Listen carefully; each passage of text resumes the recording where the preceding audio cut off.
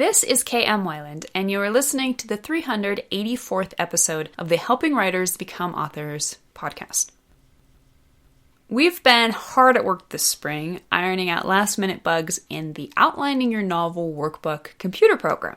I am so incredibly excited about this project. It's the brainchild of talented programmer Bob Miller, bringing to life my Outlining Your Novel Workbook and a crazy fun and useful application that lets you outline your book on your computer and over again without having to buy a new workbook for every project. We're projecting a release date in late May, just in time for those of you prepping for the July Camp NaNoWriMo. So stay tuned for more details as we get closer to that date. And now I hope you enjoyed this week's podcast entitled 3 Ways to Make Your Writing More Visual. Written fiction is comparatively unique among art forms. Why? Because it isn't visual. Unlike theater, dance, painting, sculpture, and photography, writing offers no inherent visual images. And yet, as any reader can tell you, reading a good story is a tremendously visual experience. Think about your favorite book from childhood. You see it, don't you? Think about the novel you're currently reading. The first thing that pops to mind is probably an image you've imagined based on the author's words. That's the phenomenal power of wordcraft. Unlike other art forms, writing has you creating something out of nothing. You are triggering the magic of your readers' imaginations to help them, in essence, create their own art. Unlike viewing a painting, in which everyone sees pretty much exactly what the artist put on the canvas, reading written fiction allows the individual participants to paint their own mental pictures with just a little help from the author. And that's where you come in. It may sound as if readers are doing half or more the work, and authors therefore have it totally easy in comparison to their visual artist brethren and sistren, but not so. If anything, your job is all the trickier for the subtlety involved in creating stunning visuals out of literally nothing. But it sounds like a blast, right? Today, we're going to talk about how to make your writing more visual, and in so doing, improve just about everything about your story. But first things first, what is visual fiction? Let's be honest. When it comes to visuals, all written fiction looks exactly the same. Little black squiggles on a white page. Visually, it's about as exciting as the lines in the concrete sidewalk outside your house. But when authors do their jobs right, few readers remain aware of the black and white reality in front of them. Visual fiction is designed to help readers visualize the story. There's a very good reason most of us fall asleep over dry textbooks. There's nothing to visualize. Here's an excerpt from a, sadly, very boring history textbook. Less than a month after the Battle of Lexington and Concord, on May 10th, 1775, the Second Continental Congress convened in Philadelphia. John Hancock was elected president. The assembled representatives of the American people decided emphatically that they would fight. The Continental Army was established, a call was issued to the colonies to raise troops and funds, and George Washington, who had distinguished himself as a lieutenant colonel in the French and Indian War, was appointed commander-in-chief. Not exactly Washington crossing the Delaware, is it? Or how about this, from J.M. Hochstetler's Crucible of War?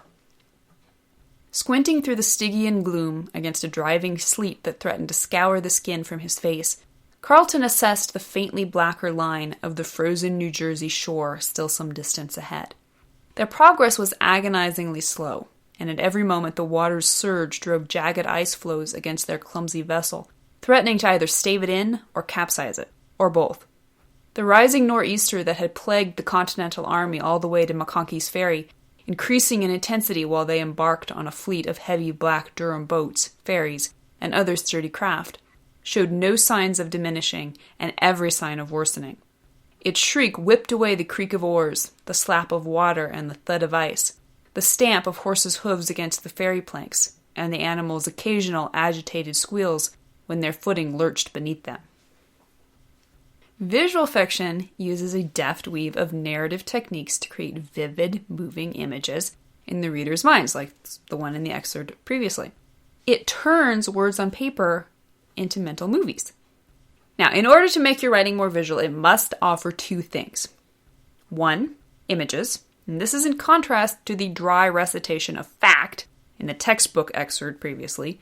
The only image that offered is that of George Washington, and only because most everyone already has his face imprinted in their memories. The second thing your visual writing must offer is concrete details. And this is in contrast to abstractions, which offer the idea of an image without providing enough information for readers to actually create their own mental vision. Abstractions are generalities. They're also things we take completely for granted, which means you may sometimes not even notice you're using them. But which of the following do you find more visually compelling? Moonlit waves throwing white robes over rocks from Frank Herbert's Dune, or the sea at night? Or how about the moon was a chip of bone in the sky from the novel The Historian, or a crescent moon? Or how about violet dusk like airy wine, which is from Ellen Montgomery's Anne of Green Gables, or Twilight? Abstractions can show up at any level within the story in plot, theme, and character. At best, they use a foundation of shared understanding to build common ground with the reader. At worst, they end up as shallow stereotypes, symptomatic of authors unwilling to dig deeper for the unique and vibrant specificities of their own stories. If you can learn to replace abstractions in your descriptions and the narrative itself, the bigger picture generalities will often fall away effortlessly. In The Lie That Tells the Truth, John Dufresne explains, like dreams, fiction communicates in images. Why? To involve you in the story, to engage your narrative imagination, to affect your emotions. Images are more vivid and more emotionally powerful than abstractions. In writing, both are formed with words. Figuring out how to make your writing more visual is as simple as following these following 3 steps. Step number 1. Discover your story's inherent images. Before you can make your writing more visual for your readers, you must first be able to visualize it for yourself. Most stories come to their authors in visual snippets, so you doubtless already have some ideas. But here's how you can dig even deeper. Sink into your dream zone. In his book, From Where You Dream, Robert Olen Butler calls the writer's immersion into the subconscious imagination dream zoning. And he encourages writers to deliberately set aside time to focus on this. So sit in a dark room, or go outside at night, light candles or a fire pit, turn on some powerful music, and then just sit there for an hour or two and let your mind wander over your story. Don't get too conscious in planning your plot or figuring out your characters. Just let the images float through your mind like the snippets of scenes in a movie trailer. Not only will you gain some great visuals, you'll also come up with organic and powerful scenes and learn things you never knew about your characters and themes. Collect images. Use the internet to your advantage. Just as interior designers create a mood board to help them find the right feel for the rooms they're decorating, you should collect images that help you turn your own imaginings into concrete realities. Look for characters, setting, clothing, props. Even if you feel you have a very clear mental image already in mind, finding a specific representation in an actual photo or painting can help you flesh out the vague and foggy corners that remain. Never settle for the generic. Push yourself, especially when the time comes to actually sit down and start outlining or writing. Get into the habit of taking a second or third look at everything in your story. So instead of a standard castle with moat and turret, what could you create that would add more visual originality? Instead of giving your heroine a simple locket as a keepsake, what could you come up with that would be more visually interesting? And even better, more characterizing. Make sure you're taking full advantage of every character, setting, and prop in your story, no matter how inconsequential. Pretend you're watching a movie. Remember, you're not writing a book. You're creating a mental movie. So let it play in your head. How would you shoot it if you were a director? What would the cinematography look like? What would the soundtrack sound like? Sink into your dream zone and watch your story unfold in front of you. Now, does it look suspiciously like the last 20 movies you saw in the theater? If so, you know you have to go deeper still to find the truly unique and interesting images readers haven't already seen 100 times. Step number 2. Use theme to refine your story's images. Imagery is powerful because it is visceral. It plunges your readers into places, situations, and relationships they would never have otherwise experienced. But it's arguably even more powerful because it's inherently subliminal.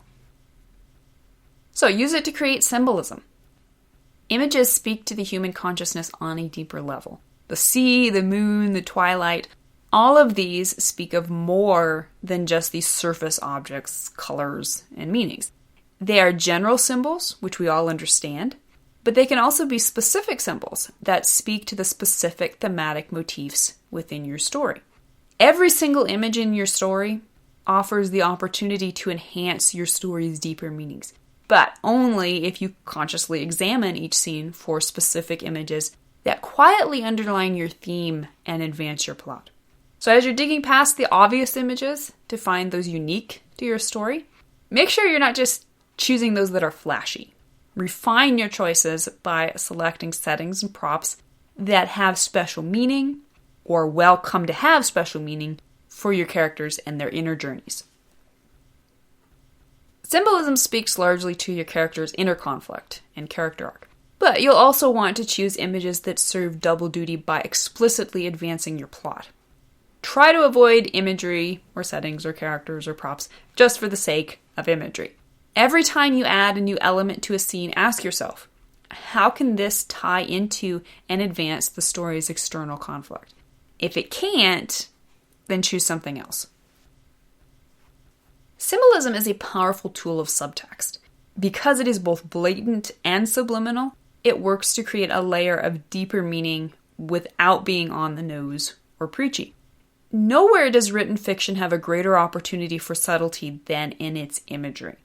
When you choose a powerful image that speaks to your story's theme, you are showing readers, without needing to resort to any type of telling, to get across your message. Even better, creating beautiful images on the page gives you a ripe opportunity for adding a little poetry to your prose narrative. As you can see from the beautiful examples we mentioned above, gorgeous imagery is almost always the result of gorgeous writing. And step number 3, bring your story's images to life. So now that you've learned how to discover and refine the right choice of imagery for your story, you get to start bringing those images to life. Show, don't tell. It's not enough to simply tell readers a boat moved through the river. You must bring the moment to life in a way that makes them feel the bump of the waves, the spray of the water, and the hot reflection of the sun. Showing gives readers the details they need to bring the scene to life in their own imaginations. It provides them the tools to become, essentially, your co-writer. Choose specificity. Choose your words carefully. They are your only weapon. Look for specific and vibrant choices. Don't write off-white, but bone white, or moon white, or white the shade of week-old snow. One well-chosen detail can bring to life an entire scene. And exercise your right to colors. A single splash of color can transform a description. Which do you see more clearly? She shrugged into her coat, or she shrugged into her scarlet coat? Understand the physicality of your scenes. In order to fully represent a setting or a cycle of motions within your story, you need to fully understand the physicality of your story. If you don't know what the distance of 100 yards looks like, go outside and pace it off. If you don't know how a fist fight would play out in real time, block it out with a friend or at least in front of the mirror. If you don't know how a jackhammer would feel in your hands, go borrow one. And finally, you need to find the right balance of description. As I've talked about elsewhere, learning the perfect balance of description in your narrative is really the art of good narrative all to itself. Ironically, striving to make your writing more visual does not mean sharing every last possible visual detail with readers. Thomas Hardy may have been able to get away with writing an entire first chapter's worth of description for his main setting, Egdon Heath, in Return of the Native, but you don't need to do that. You can achieve exactly the same effect in a careful paragraph or less of well-chosen descriptive words. There are only a handful of things that raise a novel out of the pile of mediocrity and into something truly memorable for your readers. Strong visual writing is one of those things. If you can convince readers to imagine your story as vividly as you imagine it yourself, you will have succeeded in your first, and arguably most important, task as a writer. That of bringing your story to life. Thank you for listening to the Wordplay Podcast. To read a transcript of this episode, you can visit my website at helpingwritersbecomeauthors.com. And be sure to check back again next week.